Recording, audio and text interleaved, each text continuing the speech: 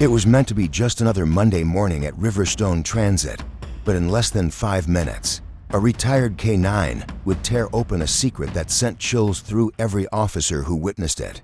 At first, no one noticed the suitcase, not until Trooper began growling like he had back in Afghanistan, as though something was alive inside. And he was right. The morning fog had yet to lift. A gray mist drifted through the parking lot, wrapping itself around weary commuters clutching coffee cups and tote bags. Riverstone Transit was one of those quiet stations just outside Columbus, Ohio, where nothing ever happened until it did. Officer Dana Blake leaned against her patrol car, a half-eaten protein bar in one hand and a leash in the other. At her side stood Trooper, her faithful German shepherd. His coat had flecks of gray. His movements were deliberate, but his eyes still burned with purpose. Trooper wasn't just any dog. He was a retired Marine, K9 trained to sniff out explosives, alert to hidden dangers, and stand between death and his handler without hesitation. After years of military service and 2 years of quiet retirement, Trooper had been reinstated under a local K9 pilot program to help officers on low-risk patrols. Dana, herself a veteran and now a quiet, observant cop in her mid-30s, was the ideal match for him. Their bond was quiet but unbreakable. The bus station's PA system buzzed overhead. A woman with a stroller tried to keep her toddler from chasing pigeons. 2 teenagers bickered over earbuds. Everything seemed normal until it wasn't. Trooper halted mid-stride. "Troop, what is it?" Dana followed his gaze. The dog's ears perked forward. His body went still. A slow growl rumbled from his chest. Then he lunged, pulling Dana a few feet forward, nose low, tail stiff like a rod. He fixed on a battered maroon suitcase resting beneath a wooden bench. At the far end of the platform, scuffed corners, one broken wheel. Nothing out of the ordinary, except it had no tag. No one nearby claimed it, and Trooper's behavior had gone from relaxed to alert in seconds. Dana squinted. "Okay, that's not right." Trooper began pawing at the suitcase, not in the way he would for narcotics, not like he used it for explosives. This was different, frantic, almost desperate. Dana's instincts kicked in. She waved toward a nearby transit officer. "Clear the platform. Get everyone back now." Commuters stared as the warning echoed across the platform. A security guard asked, "Bomb threat?" "Could be," Dana answered, keeping her eyes fixed on the suitcase and her hand on her weapon. "Could be worse." Trooper let out a sharp bark. She stepped closer. "Trooper, stay." But he didn't. He whimpered. He scratched again. Then he did something he hadn't done since Kabul. He sat stiffly, silently, eyes locked on the suitcase like it was cursed. If you've made it this far into the story, you know this isn't just about a forgotten bag. It's about instinct, loyalty, and how one dog saw what no one else could. If you believe in the power of animals to save lives, subscribe now to Heroes for Animals. We bring you real stories of courage, loyalty, and the unspoken bond between heroes with paws and the people they protect. Dispatch, this is 7 Charlie 6. Possible threat. I need backup. Bomb squad and child protective services on standby. Dana's voice remained calm, but her hands were beginning to sweat. She crouched slowly, her eyes meeting Trooper's. "Talk to me, buddy. What is it?" Just then, Dana heard something faint, a sound so soft, she almost thought she imagined it, a whimper. She looked around. No one else seemed to notice. Then it came again, a soft, muffled sob, not from an adult, not from an animal, but from a child. Dana's breath hitched. Her heart raced as she stepped closer to the suitcase. Trooper whined now too, as though he couldn't bear it. "God," she whispered, "there's someone in there." But she couldn't open it yet. Protocol dictated waiting. The bomb squad was 10 minutes out. Every instinct screamed for her to act, but if it was rigged, she'd be the one responsible. She backed away, trying to think, but then the suitcase shifted, just an inch, barely noticeable. Dana drew her sidearm. "Everyone stay back." She barked once more. The area was already mostly cleared. A few onlookers remained behind a fence near the station entrance. Trooper pawed at the suitcase again, then barked sharply twice, the way he used to when signaling the detection of human life. Dana stared. Edit. Then, without asking anyone for permission, she dropped to her knees and unzipped it. The zipper gave a reluctant rasp. A pungent odor hid her first sweat. Duct tape, old cloth. Then she saw it. A small sneaker, pink and yellow, followed by eyes blinking wide, terrified. The boy couldn't have been older than 4. His mouth was taped, his wrists bound, his knees drawn to his chest like a turtle. He was alive. Jesus. Dana gasped. She reached in and pulled the child into her arms.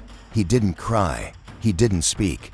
He just trembled in her arms as though he'd been cold for a long time. Trooper gently licked his hand, and the boy blinked. Dana radioed again. "This is Blake. We have a live child." Repeat, "a live child. Abducted. Request ambulance and immediate trauma response. I am holding the child now." The boy's eyes met hers. They were dark, confused, and hollow. "Hey, sweetheart," Dana whispered, already tearing the tape from his mouth. With trembling hands, "You're safe. We've got you. You're safe now." Paramedics arrived within 2 minutes. The boy was rushed to St. Mary's Pediatric. Dana wouldn't let anyone else ride with him except her and Trooper. The dog never left the boy's side. Back at the bus station, investigators had only one question: who left a living child zipped inside a suitcase? The suitcase had no prints, no name, no tag. But Trooper had already picked up a faint trail, one that would lead them deeper than anyone was prepared for. The sirens faded as the ambulance turned the corner, racing toward St. Mary's Hospital. Officer Dana Blake sat beside the boy in the back, one hand gripping the stretcher rail, the other gently resting on Trooper's shoulder. The German shepherd hadn't looked away from the child for even a second. His amber eyes were fixed, calm, but alert, his breathing steady, ears rotating with every shift and sound. The boy still hadn't spoken. He clutched Dana's sleeve like it was the only thing tethering him to reality. No tears, no words, just that blank, hollow stare.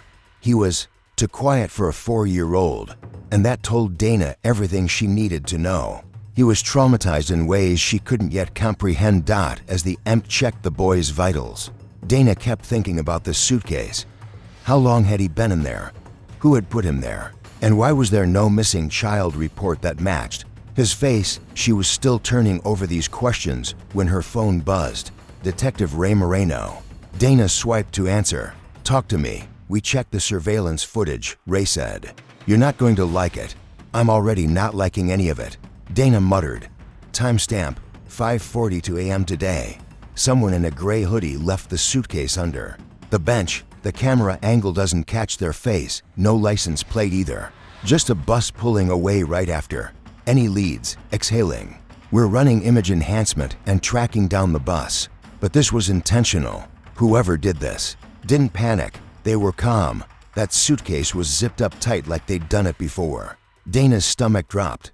"Like they've done it before. Just a theory," Ray added. "But something about this doesn't feel like a first-time dump." She looked at the boy, who now had an oxygen mask over his mouth. "We'll talk more at the hospital." When the ambulance doors opened at St. Mary's, a pediatric trauma team was already waiting. The boy was rushed down the hall on a stretcher, flanked by nurses and techs. Dana and Trooper followed until they hit the authorized personnel-only line. Dana stopped. Trooper didn't. He tried to follow, whining when the automatic door shut.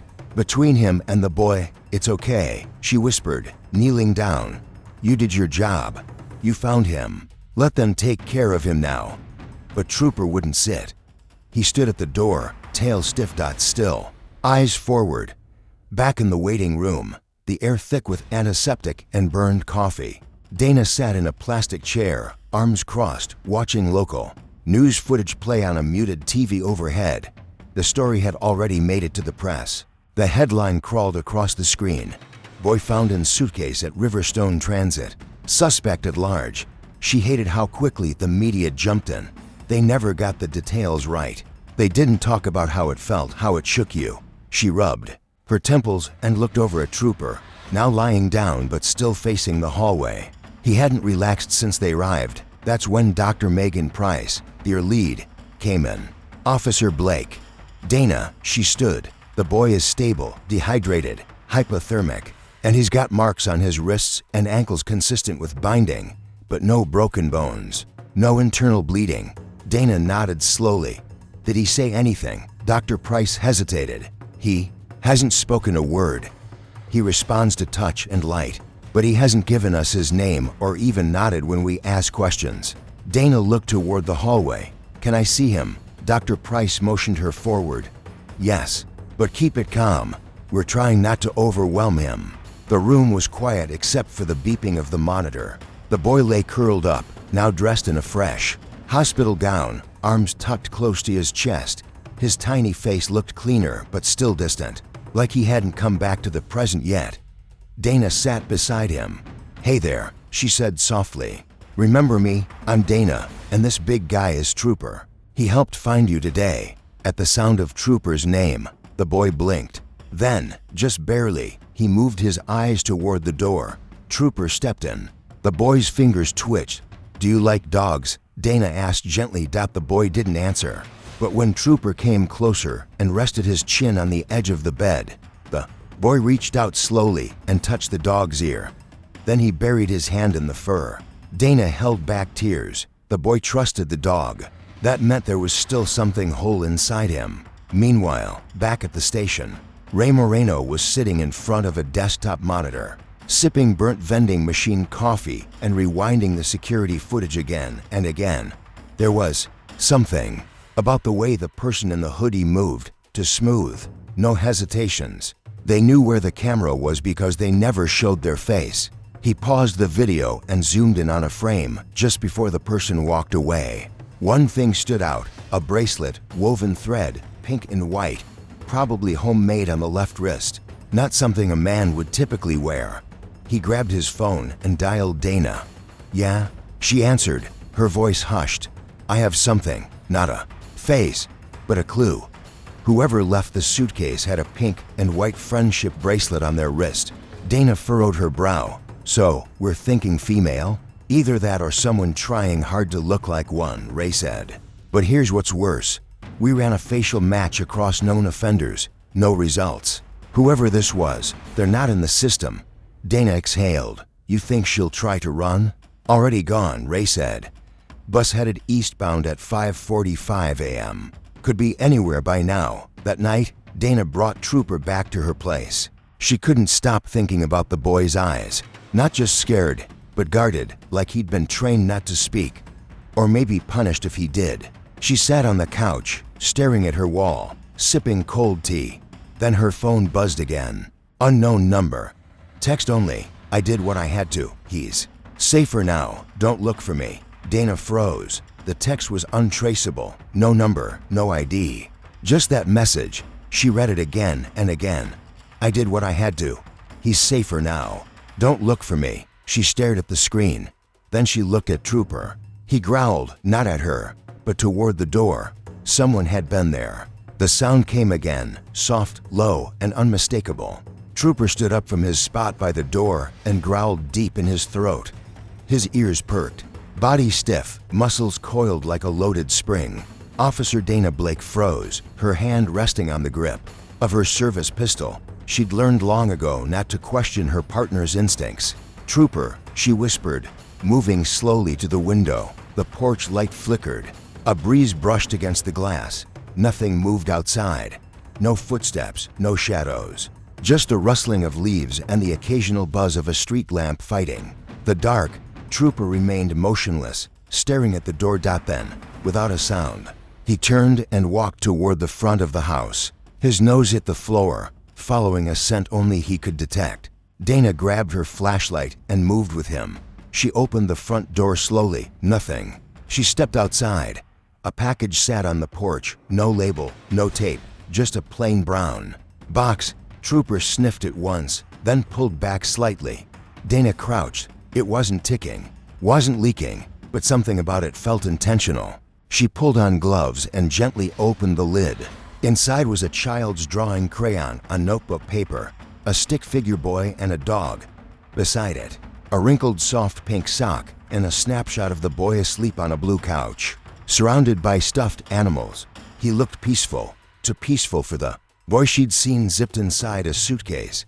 Behind the photo was the note. One line, printed in black marker. "I kept him safe, now it's your turn." Dana's chest tightened. Whoever left this had been watching, knew where she lived, and they weren't threatening her. They were handing off a responsibility, like a guardian passing the baton. The next morning, Dana was back at the hospital, sleep-deprived but focused. The boy, still unnamed, had spent the night under observation. Nurses called him Buddy. He hadn't spoken, but he clung to a stuffed bear the hospital staff gave him. Trooper stayed outside his room like a silent protector. Dana met Dr. Price just outside the nurse's station. "We ran a talk screen," Dr. Price said. "Nothing abnormal. No signs of drugging. But we found something else." Dana braced herself. "He's not registered in any public school system in the Tri-County area. No pediatric records. No recent photos in any federal missing persons database, you're saying?" Dana began. Dr. Price nodded. "We don't think he was ever reported missing." Dana felt her stomach turn. "So someone hid him their entire life. Looks that way." Detective Ray Moreno was already in Dana's squad room when she returned. He was staring at a wall now covered in photographs, maps, and digital printouts. In the middle, tacked to a corkboard, was the image of the suitcase. Beneath it, the phrase "not the first time." In red ink, "We found something in the suitcase lining," Ray said. "Small piece of fabric buried in the stitching." He handed it to Dana in a plastic baggie. It was a name tag torn from clothing. Faded letters still readable. "M. Hollis." Dana blinked. "You think that's the boy's name?" Ray shrugged. "Either that or whoever put him in the suitcase." Dana grabbed her tablet and typed the name into the system. No results. Ray ran a hand through his hair. "I also traced the bus route the suspect might have taken. If she stayed on it, she'd be in Oak Ridge by now. That's 2 counties east." Dana muttered, "I'm driving out there." Ray said, "You should stay with the kid. If she dropped that box at your place, she's watching him or watching you." Dana nodded. "Be careful." That afternoon, Dana sat beside the boy in the hospital room. Trooper lay at his feet. A small tray of uneaten applesauce and pudding sat on the bedside table. The boy was awake, just staring out the window. "Hey," Dana said softly, "you ever ridden in a police car? It's not that exciting. The sirens are kind of loud, but Trooper loves it." The boy didn't move. Dana reached into her coat pocket and pulled out the drawing from the box. Flowers, a faded, handwritten note underneath. The calendar read, "Scout, Mama, and Scout's Day." Dana crouched down, her heart pounding as she ran her fingers over the drawings. It was like a different world, one where a child had lived, loved, and been safe, even if just for a little while. Ray stood behind her, silent, letting her process it. Trooper moved around the room, his nose twitching at the air. This was his world. Dana said softly, more to herself than to Ray. She turned toward him. "How long has he been here?" Ray looked at the calendar. "I don't know, but these drawings, they look like they were made over time, like someone was living here with him, keeping him safe." Dana's eyes scanned the room. But who would make this their life? A cabin in the woods with a kid they weren't supposed to have? She stood and walked over to the remains of a burnt mattress on the floor. This wasn't just a hideout, Ray. This was home. Someone built a life here, even if it was just for him. Ray nodded, his gaze drifting to the calendar again. Whoever they were, they made sure he had something to hold on to. Dana felt a deep sense of unease. There was something about this place, about the way the pictures on the wall felt so personal, that made her realize the complexity of what was happening. The woman in the photo, the one who had called herself Mama but wasn't. What kind of person keeps a child hidden away like this and then abandons them? She turned back to Ray. "We need to find out who this woman really is and why she left him, because I don't believe she wanted to." Ray looked at Dana, the determination in his eyes matching her own. "We'll figure it out, one piece at a time." They left the cabin, Trooper leading the way, sniffing the ground as they walked back toward the trailhead. Dana's mind was racing. Whoever this woman was, she had hidden the boy away from the world. Maybe she had been his protector, but in the end, something went wrong. She'd either been forced to let go, or chose to. When they reached the cruiser, Dana climbed in. trooper settling beside her. She looked over at Ray. I'll head back to the station. Maybe we can run that woman's face through a few more databases.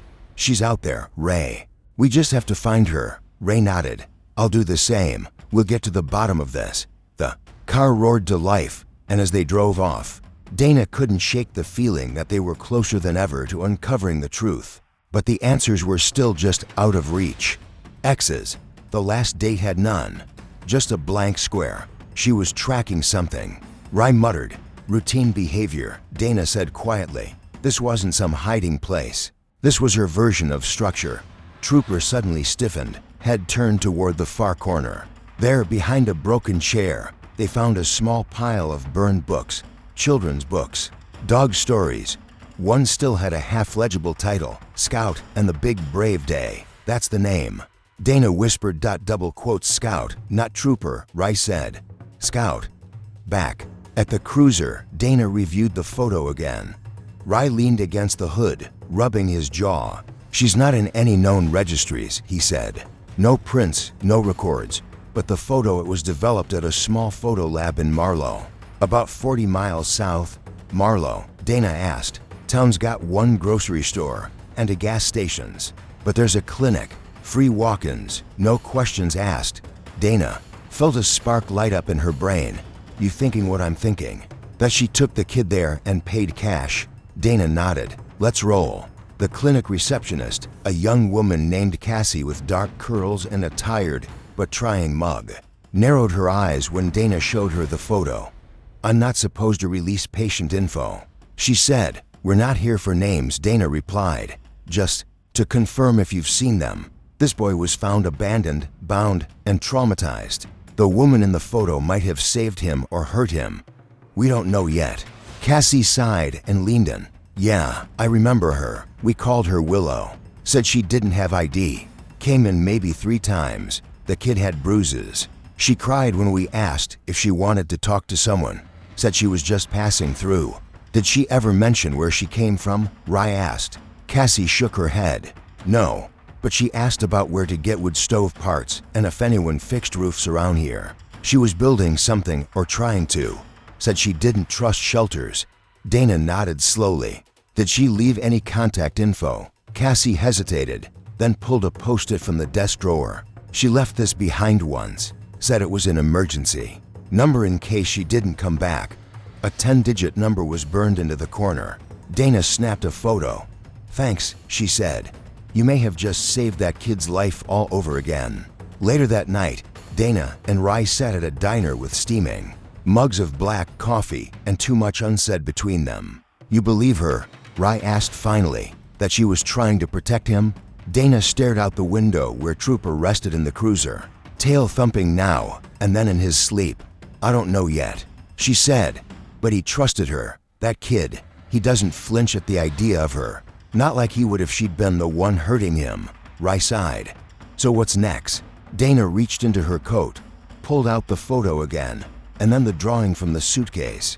Look at this, she said. The flowers, same ones from Oak Ridge. And this drawing, it's the same house, same field. Ry leaned closer. She's been circling this area for a while. She didn't vanish. She's hiding in plain sight. And if we don't find her soon, someone else might. Someone who doesn't care why she did it. Ry looked up. You're thinking the kid wasn't her only secret. Dana folded the drawing and stood. I'm thinking we've only scratched the surface. Back at the hospital, the boy was sitting up for the first time. A nurse had managed to get him to eat half a grilled cheese sandwich and some applesauce. When Dana stepped into the room, he looked up and smiled faintly. Trooper trotted to his side, nudging his hand. You know, Dana said, that picture you drew, it was beautiful. I saw the house. The boy's eyes lit up with the blue door. Dana nodded. Yeah, and the flowers and the dog. He smiled again. Scout liked the flowers. Dana leaned forward. Was Scout your dog? The boy shook his head slowly. No, he was hers. But he let me ride on his back sometimes. She said it was okay. Said he was old but still strong. Dana's heart clenched. Do you remember what she called you? She asked. He nodded. Miles, Dana. Froze. The name on the tag M. Hollis. Finally, a name. Finally, a piece. and still so much missing. It was almost midnight when Dana sat alone in her cruiser, parked across the street from the hospital. Trooper snored lightly in the back seat, his paw twitching like he was chasing something in his dreams. Dana's fingers tapped restlessly on the steering wheel. Miles Hollis. The boy finally had a name. It wasn't much, but it was something, a thread. She kept thinking about the way he'd said it, soft and proud, like it was something he hadn't heard in a while, like it had been taken from him. She pulled out her laptop and started digging. There was no birth certificate for Miles Hollis in Ohio, no medical records, no school enrollment. But then, deep in a third-tier database used for legacy child welfare cases, a flag popped up. Name, Miles Hollis, DOB, unknown. Custodial status, protective custody transfer, 2019. Case ID, redacted. Parent guardian, Rains Camila, maternal. Relative, non-custodial. Caseworker assigned, J. Henley. Status, closed, discontinued. Dana stared at the screen. Protective custody. Maternal relative, Rains Camila. The name rang a bell, and not in a good way. She reached into her glove box, pulled out her notepad, and flipped back to an earlier page. Back when the suitcase was first discovered, Rye had said the woman on the bus looked familiar, but they couldn't get a match. Now they had one. The next morning, Dana stood in front of a faded government building just outside Columbus Family and Youth Services, the kind of place with outdated carpet, flickering overhead lights, and a vending machine that hadn't worked in a decade. She had an appointment with Janice Henley, a veteran caseworker who looked like she'd seen too much and wasn't impressed by anything anymore. Janice glanced at the folder in front of her, then up at Dana. "I remember this case. You remember Miles?" Dana asked. Janice nodded. "And Camila? It was a nightmare from day one. Walk me through it." Janice sighed, leaning back in her chair. Miles was placed in emergency custody after a domestic incident involving his biological father. It wasn't publicized, no media. Very hush-hush. Turns out the dad, Martin Hollis, had a sealed file from a previous abuse case that the courts missed when he filed for custody. Dana blinked. "You're saying they handed the boy over to a man with a sealed record?" Janice gave a bitter laugh. "You'd be surprised how many red flags get buried under paperwork." Camila Rains tried to intervene. She was the boy's half-aunt. Through his mother, no legal claim, but she begged us to investigate. "And did you?" "We tried. But she had no standing, and no one in her family would testify. She didn't even have stable housing at the time. Case closed. Boy returned to the father." Dana sat forward. "But then what?" Janice hesitated. "A few weeks later, the father and Miles disappeared. Just vanished. No police follow-up, no news report. But I always suspected Camila took him." "Why?" Janice lowered her voice. "Because if you read between the lines, Camila wasn't running from the law. She was running from a system that failed him." Outside the building, Dana stood for a long time, on the sidewalk, staring at the trees swaying in the breeze. Trooper nudged her leg, sensing her unease. Camila Rains hadn't stolen the boy, she'd rescued him. But that still didn't answer the question.